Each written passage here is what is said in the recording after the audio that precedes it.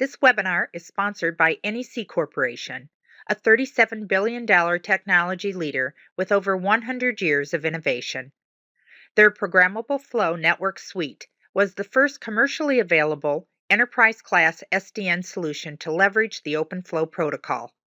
Thank you for your time and interest in NEC's ProgrammableFlow network suite.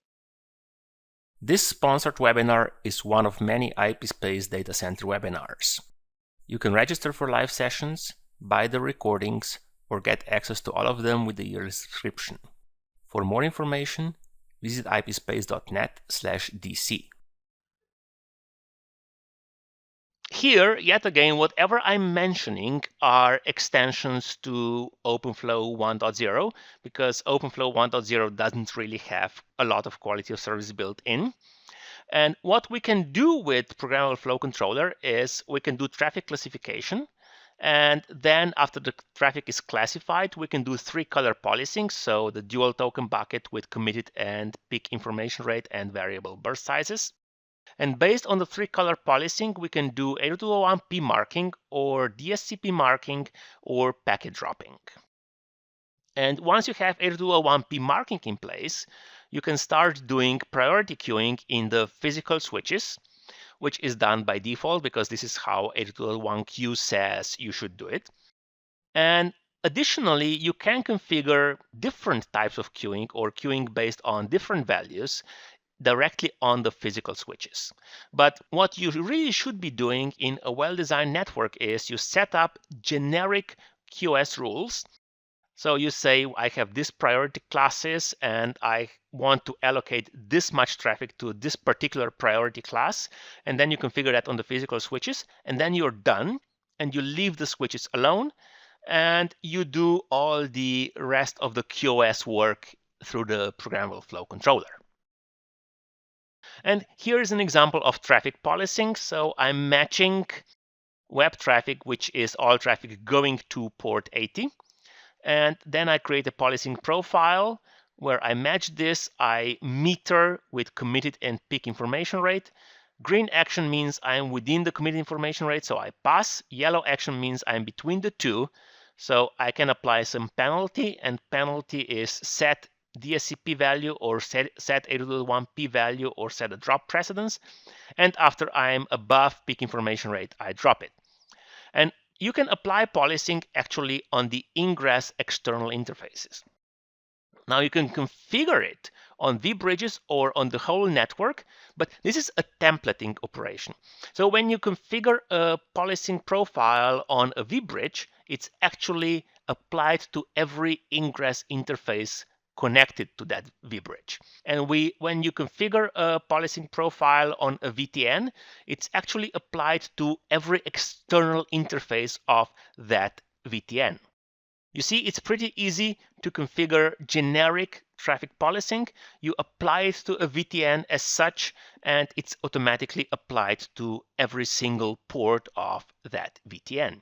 And by the way, if an external port is a VLAN on a physical interface, then obviously traffic policing works on that particular VLAN of that interface.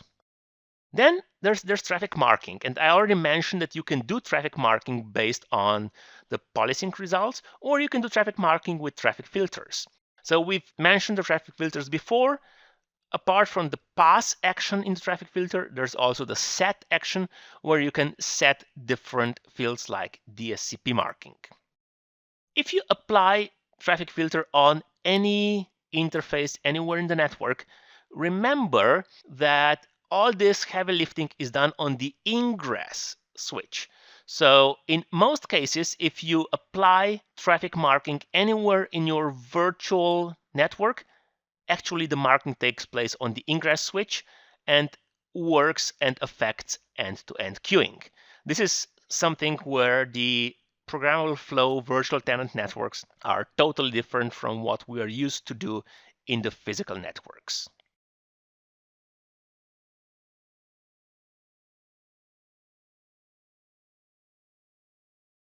What about the difference in bandwidth, 1 gig in access versus 10 gig in core, and QoS metering? How does that work? Well, actually, you configure QoS metering on the ingress interfaces of the virtual tenant network. You could say I have this physical device and it's connected to a layer 2 segment, and I'm applying an inbound policing on this particular external interface. So remember, policing is always applied to external interfaces. So in our case, it would be applied to this external port. Or you could apply policing to a layer 2 segment, in which case it would be applied to both external interfaces, so it would be applied to this port as well.